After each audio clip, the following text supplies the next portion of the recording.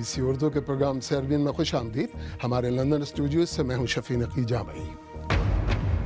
امریکہ کو کبھی پاکستانی حکومت کے مستقبل پر تشویش تو کبھی ISI کے دہشت گردوں سے رابطوں پر۔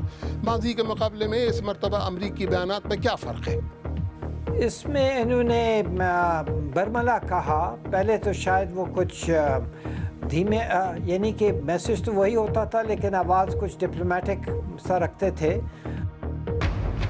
ملیے گا خیبر پختونخوا کی پہلی خاتون بیورو چیف سے، جنہیں میڈیا میں آنے کے بعد اپنی ترقی کی راہ میں معاشرے اور پروفیشن کے کیسے پاپڑ بیلنے پڑے۔ اور ملیے گا چین کی اسپائڈر وومن سے بھی، جو بلا کسی حفاظتی الزام کے بلند و بالا پہاڑوں پر چڑھ دوڑتی ہے، کیونکہ پہاڑ ان کے حوصلے سے بلند نہیں۔ پاکستانی فوج کہتی ہے کہ دشمن قوتیں پاکستان کو کامیاب ہوتے نہیں دیکھنا چاہتی اور اسی لیے سیکیورٹی اداروں پر الزام تراشی کی جاتی ہے۔ یہ بیان اس امریکی الزام کے جواب میں آیا ہے کہ اس میں کوئی شک نہیں ہے کہ ISI کے دہشت گرد گروہوں سے رابطے ہیں۔ دوسری جانب واشنگٹن میں امریکی وزیر خارجہ ریکس ٹیلرسن نے اپنے پاکستانی ہم منصب سے ملاقات کے بعد کہا کہ امریکہ کو پاکستانی حکومت کے مستقبل کے بارے میں تشویش ہے۔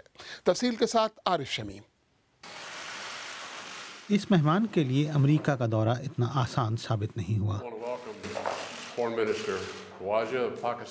میزبان نے محبت کا اظہار تو کیا، لیکن ساتھ ہی یہ بھی کہا کہ ہمیں تمہارے مستقبل کے بارے میں تشویش ہے۔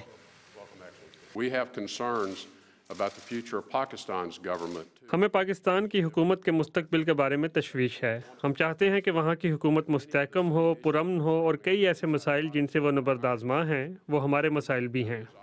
امریکہ چاہتا ہے کہ پاکستان مزید کچھ کرے۔ جو وہ کر رہا ہے وہ کافی نہیں ہے۔ وہ بار بار پاکستان میں شدت پسندوں کے مبینہ ٹھکانوں کی بات کرتا ہے، جہاں سے وہ افغانستان میں حملے کرتے ہیں۔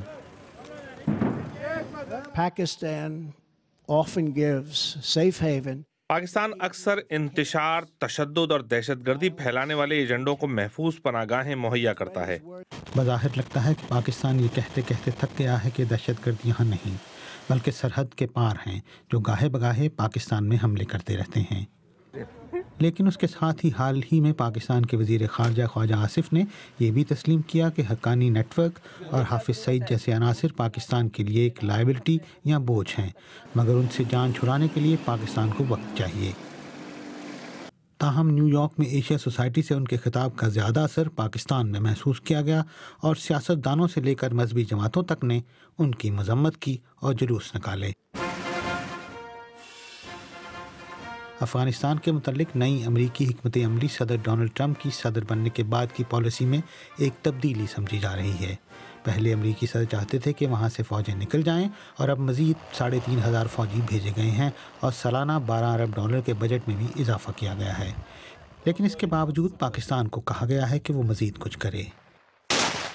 ایسے میں پاکستان کا یہ محسوس کرنا کہ نئی امریکی پالیسی میں دہشت گردی کے خلاف پاکستانیوں کی قربانیوں کا پوری طرح سے اعتراف نہ کرنا کوئی تعجب کی بات نہیں۔ عارف شمیم، BBC نیوز۔ اور اسی موضوع پر میں نے اب سے ذرا دیر پہلے سابق سفارتکار اشرف جہانگیر قاضی سے بات کی۔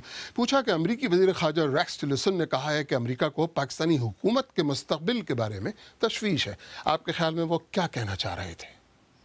تو ہمارے اندرونی حالات جو ہیں وہ کچھ معمول کے مطابق نہیں ہیں، اور ابھی الیکشن بھی اگلے سال ہونے والا ہے، تو حکومت جو ہے ہو سکتا ہے کہ کوئی فرق پڑے، تبدیلی آ جائے۔ دوسری جانب امریکہ کے چیئرمین جوائنٹ چیف اسٹاف نے کہا ہے کہ ISI کے دہشت گرد گروہوں سے رابطے ہیں۔ حال ہی میں صدر ٹرمپ کے افغانستان کے بارے میں پالیسی بیان کے بعد سے پاکستان پر امریکی دباؤ میں اضافہ دکھائی دے رہا ہے۔ ایسے الزامات تو برسوں سے پاکستان پہ لگتے رہے ہیں، اس مرتبہ کچھ فرق نظر آتا ہے آپ کو؟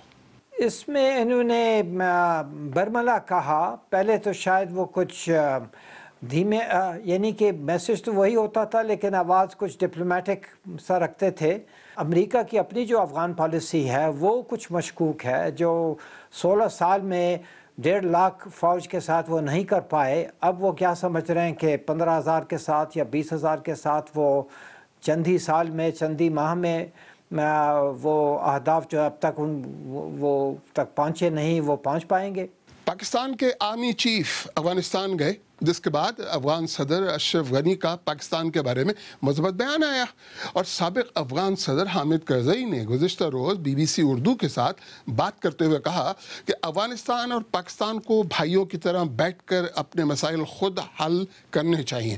تو پھر رکاوٹ ہے کہاں؟ میں سمجھتا ہوں پاکستان کی پالیسی، جہاں تک افغانستان کا پالیسی، یہ سب سے پہلے جو میوچول ٹرسٹ جسے کہتے ہیں، اعتبار، باہمی اعتبار کابل کے ساتھ بالکل بحال ہونا چاہیے۔ یہ بہت ضروری ہے پاکستان کے لیے، تاکہ پاکستان کے بارے میں چاہے صحیح یا غلط جو بھی وہ تحفظات ہیں ہمارے افغان بھائیوں کے دلوں میں، وہ کم ہو اور پھر دور ہو جائیں، اور پھر میں سمجھتا ہوں کوئی پاکستان کو نقصان نہیں پہنچا سکے گا افغانستان کے حوالے سے۔ ان کی دوستی یا ان کے تعلقات ہندوستان کے ساتھ وہ چلتا رہے، لیکن وہ کیونکہ وہ ایک خود مختار ملک ہے جو وہ کرنا چاہتے ہیں، لیکن یہ ہے کہ اگر پاکستان اور افغانستان کے درمیان وہ میوچول ٹرسٹ ہو، باہمی اعتبار ہو، پھر میں سمجھتا ہوں کہ پاکستان کا رول جو ہے، اور پاکستان کا رول کوئی اور ادا نہیں کر سکتا ہے وہ پیس بنانے کے لیے، وہ پھر پوری طرح سے ہم ادا کر پائیں گے۔ پاکستان کے سابق سفارتکار اشرف جہانگیر قاضی۔ افغانستان کے سابق صدر حامد کرزئی کا کہنا ہے کہ افغانستان سے متعلق امریکہ کی نئی پالیسی میں خطے کے لیے لڑائی اور خونریزی کا پیغام ہے۔ BBC اردو کے عادل شاہزیب کے ساتھ ایک خصوصی انٹرویو میں ان کا کہنا تھا کہ انہیں یقین ہے کہ امریکہ کی اس خطے کے خلاف کوئی سازش یا کوئی حکمت عملی ہے۔ میں اس پالیسی کی خلاف ہوں، امریکہ کی جو نیا اسٹریٹجی ہے اس کی میں بالکل خلاف ہوں، کیونکہ اس پالیسی میں افغانستان کے لیے پیس کی کوئی پیام نہیں ہے، کوئی امیدواری نہیں ہے، اور ہماری ریجن کے لیے بھی کوئی پیس کی پیام نہیں ہے، اس کی کوئی بات چیت کرنے کی اور پیسفل ذرائع کی وسیلے سے اس خطے میں امن کی بات نہیں ہو رہی ہے۔ برعکس اس سیاست میں، امریکی کی نئی سیاست میں، نئی پالیسی میں خطے کے لیے لڑائی اور خون ریزی کی پیام ہے، اسی لیے میں اس کے خلاف ہوں اور شدیداً خلاف ہوں۔ تو پاکستان کے بارے میں انہوں نے جس طرح کے خیالات کا اظہار کیا وار اگینسٹ ٹیرر میں، کہ پاکستان اس طرح سے کردار ادا نہیں کر رہا جس طرح کرنا چاہیے، یہ پہلی بار نہیں ہے۔ امریکہ نے پہلے بھی کہا ہے کہ پاکستان میں افراطیت کی تقویت ہو رہی ہے، ان کی ادھر انہوں نے رکھے ہیں اور اس کو وہاں سے ٹریننگ دیتی ہے اور تعلیم دیتے۔ میں اس باور میں ہوں کہ امریکہ کی اس سیاست میں خطے کے خلاف کوئی سازش ہے، کوئی اسٹریٹجی ہے۔ میں یہ چاہتا ہوں کہ پاکستان اور افغانستان آپس میں اپنی بیچ میں دو بھائی کی طرح بیٹھے، اور پاکستان سے یہ تمنا کرتا ہوں، یہ خواہش رکھتا ہوں کہ پاکستان اب سمجھے وقت آ گیا ہے کہ وہ اپنی سیاست کو بدل دے اور افغانستان کے ساتھ دوستی اور برادری اور ایک سیولائزڈ متمدن سیولائزڈ رابطے کی ذریعے، ریلیشن شپ کی ذریعے۔ لیکن کرزئی صاحب یہ تو دونوں طرف سے ہونا چاہیے نا۔ افغان قیادت جو ہے جس میں بشمول آپ کے اشرف غنی صاحب، وہ اکثر ایسے بیانات جاری کر دیتے ہیں۔ اگست میں آپ نے یہ کہا کہ صدر ڈونلڈ ٹرمپ کو پاکستان کے اندر جا کر کارروائی کرنی چاہیے شدت پسندوں کے خلاف، تو ایسے بیانات پہ تالیاں تو نہیں بجیں گی پاکستان کی طرف؟ ہم نے کبھی بھی یہ نہیں کہا کہ پاکستان کے خلاف ملٹری ایکشن ہونا، یہ ہم نے کبھی نہیں کہا، وہ نہیں چاہتے۔ ہم سیاسی ذرائع سے یہ مانگتے ہیں، اور پاکستان کے ساتھ ہم دوستی چاہتے ہیں، بالکل چاہتے ہیں، مگر پاکستان بھی یہ سمجھے کہ افغانستان ایک مستقل حکومت ہے۔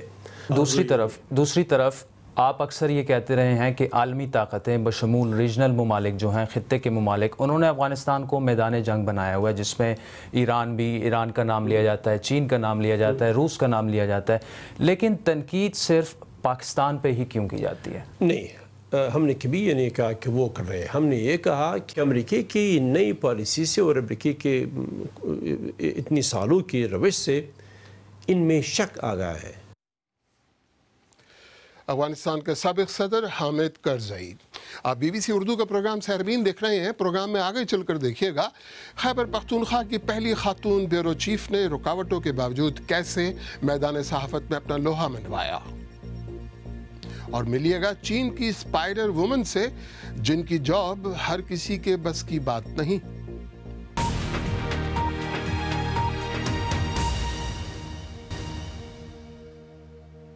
بی بی سی اردو کے پروگرام سہربین میں ایک بار پھر خوش آمدید۔ پاکستان اور بالخصوص خیبر پختونخوا میں صحافت ہمیشہ سے ایک مشکل پیشہ رہا۔ یہاں صحافت سے زیادہ تر مرد حضرات منسلک رہتے ہیں، لیکن خیبر پختونخوا میں بعض ایسی خواتین صحافی بھی موجود ہیں جنہوں نے تمام تر مشکلات اور قدامت پسند ماحول کے باوجود اس میدان میں اپنا لوہا منوایا ہے۔ ایسی خواتین میں خیبر پختونخوا کی پہلی خاتون بیورو چیف اور سینئر صحافی فردانہ علی بھی ہیں۔ پشاور میں ہمارے ساتھی رفعت اللہ اورکزئی نے ان سے گفتگو کی۔ دیکھیں، اخبار میں جب آپ ہوتے ہیں نا تو آپ کا فیس نظر نہیں آتا، آپ کا صرف نام ہوتا ہے۔ بہت سارے لوگ آپ کو اس نام کی وجہ سے جانتے ہیں اور آپ کی تحریروں کو یاد کیا جاتا ہے، آپ کے نام کو جانا جاتا ہے، لیکن جب آپ اسکرین پہ آ کے کیمرے کے آگے کھڑے ہو جاتے ہیں تو پھر آپ پورے کا پورا آ جاتے ہیں لوگوں کے آگے، پھر بڑا مشکل ہو جاتا ہے۔ تو آپ کی پرائیویسی بھی پھر نہیں رہتی، آپ کی زندگی سارا کچھ ایک بعض اوقات مجھے ایسے لگتا ہے اب آ کے کہ داؤ پر لگ جاتا ہے۔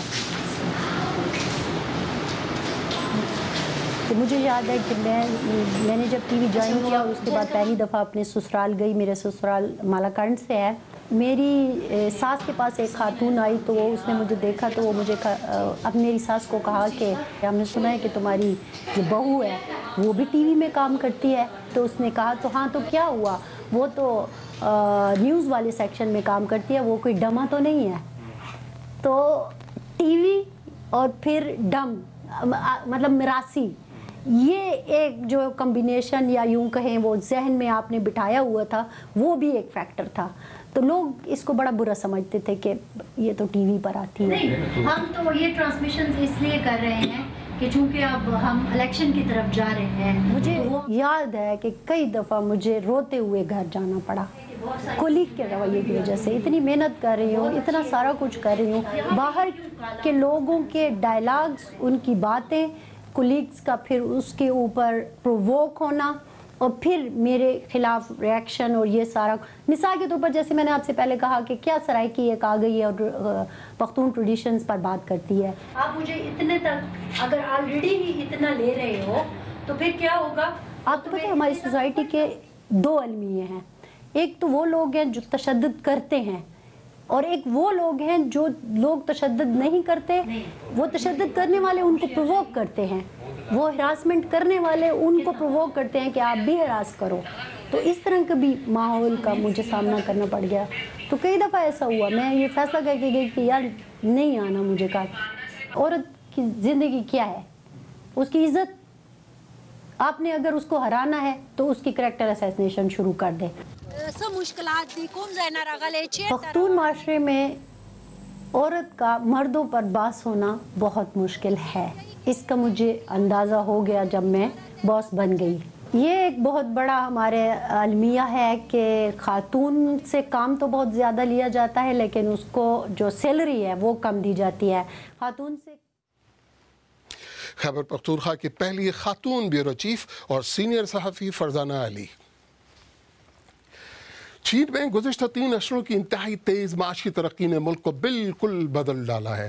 اس کا ایک اثر یہ ہوا کہ دیہی علاقوں سے کھیتی باڑی کرنے والوں کی ایک بڑی تعداد روزگار کے لیے شہروں میں چلی گئی، لیکن اس کے باوجود اب بھی ایسے خوش قسمت مل جاتے ہیں جن کو اپنی روایات سے ہی گھروں کے قریب روزگار کے انوکھے مواقع ملتے ہیں۔ آئیے ملاقات کیجیے چین کی اسپائڈر مین اور وومن سے۔ ان کی کہانی ثنا گلزار اور آصف فاروقی کی زبانی۔ اسے صرف مردوں کا کھیل کہا جاتا تھا، لیکن میرے خیال میں مرد اور عورت برابر ہیں، اسی لیے میں نے یہ فن سیکھا۔ اسپائڈر وومن کی میری یہ نوکری اسی طرح شروع ہوئی تھی۔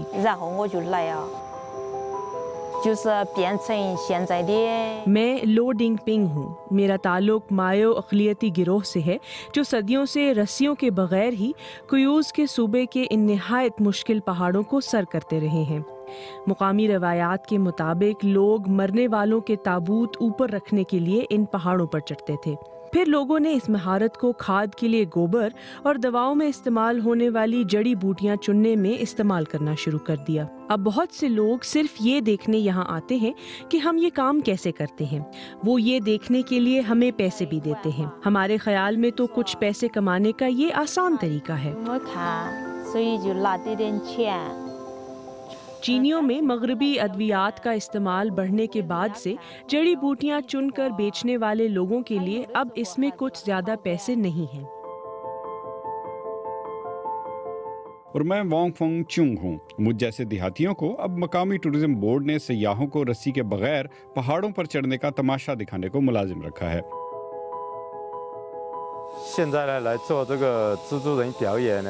हम ये करतब दिखाकर दर हकीकत पहले से ज्यादा पैसे कमा लेते हैं और हम यूं और ज्यादा खुशकिस्मत हैं कि हमें घर से करीब ही रोजगार मिल गया है और हमें काम की खातिर शहरों की जानिब हिजरत नहीं करनी पड़ती।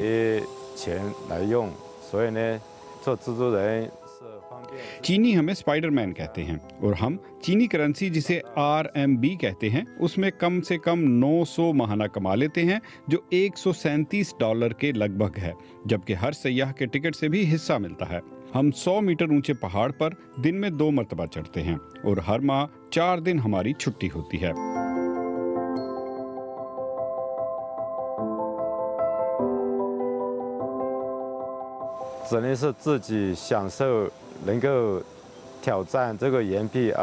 पहाड़ चढ़ते हुए मैं बड़ा खुश होता हूँ क्योंकि मैं खुद को चैलेंज कर रहा होता हूँ।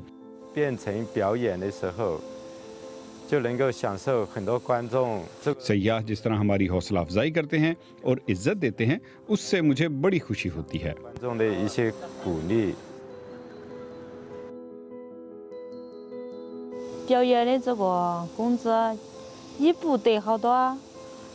मेरी आमदन कोई बहुत ज़्यादा नहीं है, लेकिन स्पाइडर वुमन के तौर पर बड़ा अच्छा महसूस करती हूँ और ज़िंदगी आसान से आसान होती जा रही है।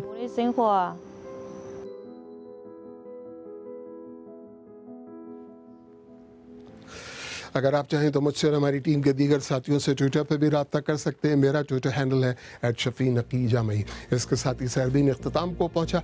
मुझे पूरी टीम समेत इजाज़त दीजिए। खुदा हाफिज़।